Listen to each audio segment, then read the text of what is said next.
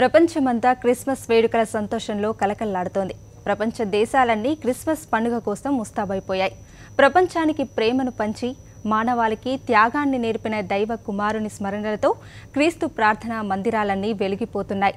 నిన్ను నువ్వెలా ప్రేమిస్తావో నీ సాటి మనిషిని కూడా అలాగే ప్రేమించమని క్రీస్తు చేసిన బోధనలతో ప్రేమలోకమే ఆవిష్కృతమైంది. ప్రేమ సఖం దీనిపైనే ఇవాల్టి మ్యాగజైన్ స్టోరీ.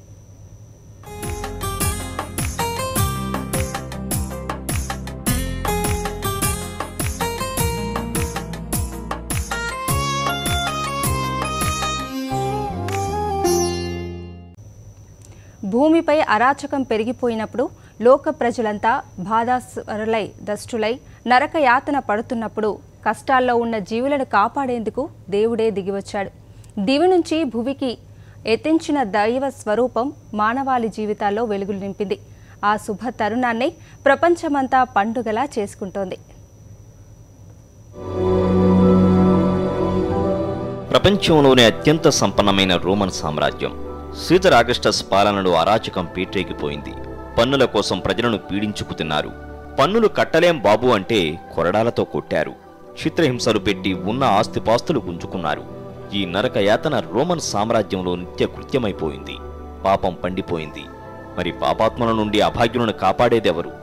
ఎవరు రారా?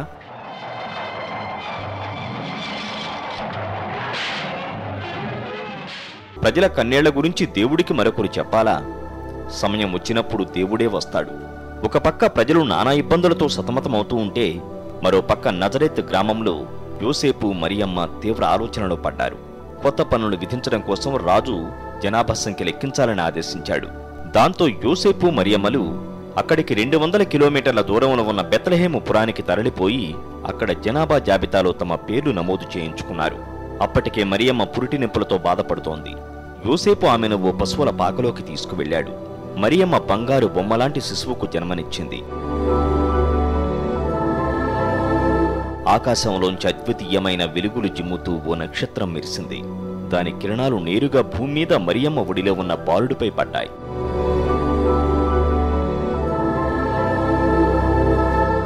అతనే లోకాన్ని ఏలే రాజాది, అతనే జీసస్ క్రీస్తు అని దేవదూత వచ్చి గొర్రెల కాపర్లకు చెబుతాడు.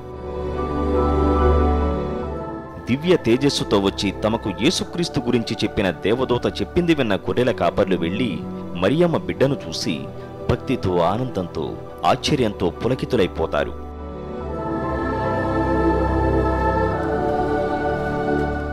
ఆ వెంటనే కొందరు మేధావులు అక్కడికొచ్చారు. ఆకాశంలో వింత మెరుపుతో నక్షత్రం కనపడ్డ దిక్కున ప్రపంచానికి ప్రేమను పంచే దయామయుడు అవతరిస్తాడని ఆ మేధావులంతకు ముందు చదువుకొని ఉన్నారు. నక్షత్రం కనపడగానే తాము చదివింది నిజమని తెలుసుకుని దైవకుమారుని దర్శించుకోవడానికి వాళ్ళు వచ్చారు. దైవకుమారుడు జన్మించాడు. అతని పేరు యేసుక్రీస్తు. ఆపదలో ఉన్న అభాగ్యులను ఆదుకోవడానికి భూమి మీద అడుగు పెట్టాడు క్రీస్తు. సాటి మనిషిని ప్రేమించనంటూ ప్రేమలోకానికి బీజాలు వేశాడు. కరుణ, శాంతం, దయ, ప్రేమ ఇవే ప్రపంచానికి అవసరమైన ఆస్తులని చాటి చెప్పాడు యేసుక్రీస్తు. క్రీస్తు పుట్టిన మరుక్షణమే ప్రపంచమంతా దివ్యమైన అనుభూతికి లోనైంది. ప్రపంచాన్నేలే రాజే పుట్టాడని దేవదూత చెప్పాడు. అయితే క్రీస్తు మాత్రం తాను సకల జీవరాశులకు సేవ చేయడానికే వచ్చానని చెప్పుకున్నాడు. త్యాగానికి మారుపేరుగా నిలిచాడు. ప్రేమను విశ్వవ్యాప్తం చేశాడు. అందుకే యేసు పుట్టినరోజంటే ప్రపంచానికి సంబరాల్లో మునిగి తేలే ప్రపంచ పండగయ్యింది. సెంట్రల్ డెస్క్, సాక్షి న్యూస్. క్రీస్తు జననంతో హేరోద్ రాజుకు భయం పట్టుకుంది. 2 ఏళ్లు నిండని చిన్నారులందరినీ తలలు నరికి చంపాల్సిందిగా శాసించాడు. దేవదూతల హెచ్చరికలతో యేసేపు మరియమ్మలు క్రీస్తును తీసుకుని ఈజిప్టుకు వెళ్లిపోయారు.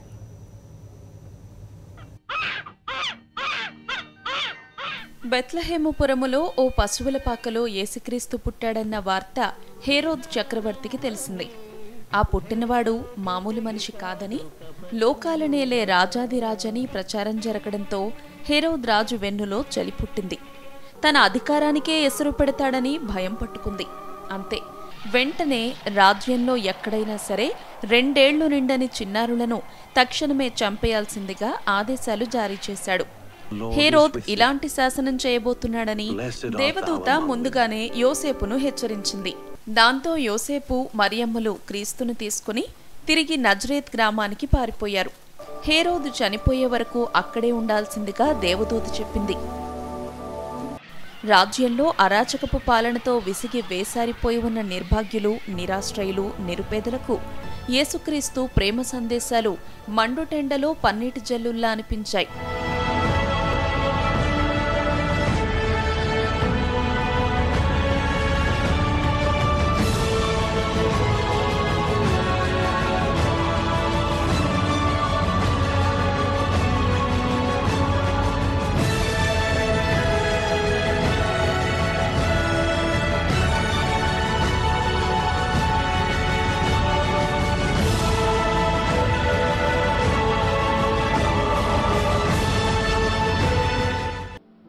నిన్ను నువ్వు ప్రేమించుకున్నట్లే నీ ఎదుటివారిని ప్రేమించు అని క్రీస్తు చెప్పిన వాక్యాలను భక్తులు పాటించారు.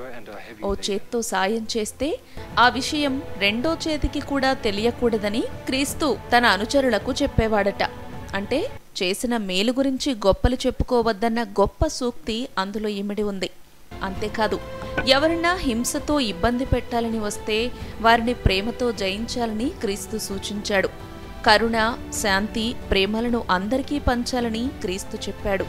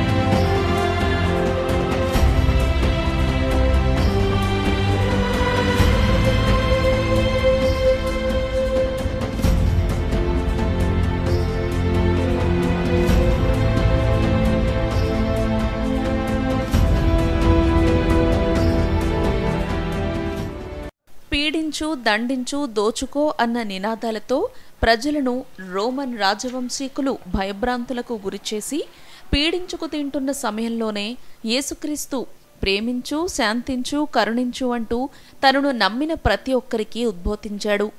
మంచిని పెంచమన్నాడు, ప్రేమను పంచమన్నాడు, సాటి మనిషిని ఆదుకోమన్నాడు, ఎవ్వరికీ ద్రోహం చేయొద్దన్నాడు.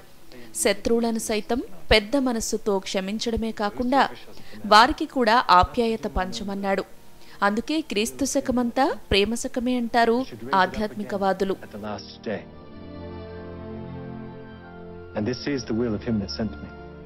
హింస, దోపిడీ, నిరంకుశంతో క్రూరంగా వ్యవహరిస్తోన్న పాలకులను పరమ సాత్వికుడు, నిరాయుధుడు, మితభాషి, శత్రువులను సైతం క్షమించే కరుణామయుడు అయిన జీసస్ క్రీస్తు ఎలా ఎదిరించగలిగాడా అని అందరూ అనుకున్నారు.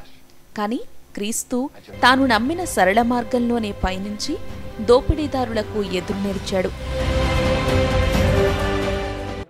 యేసుక్రీస్తు జీవితమే ఓ కరుణారస ఘట్టం. అందులో ప్రతి క్షణం ప్రేమతో నిండిన మధుర జ్ఞాపకమే. అందుకే 2000 సంవత్సరాల తరువాత కూడా జీసస్ నడిచిన దారి ప్రపంచానికి వెలుగులు పంచుతోంది.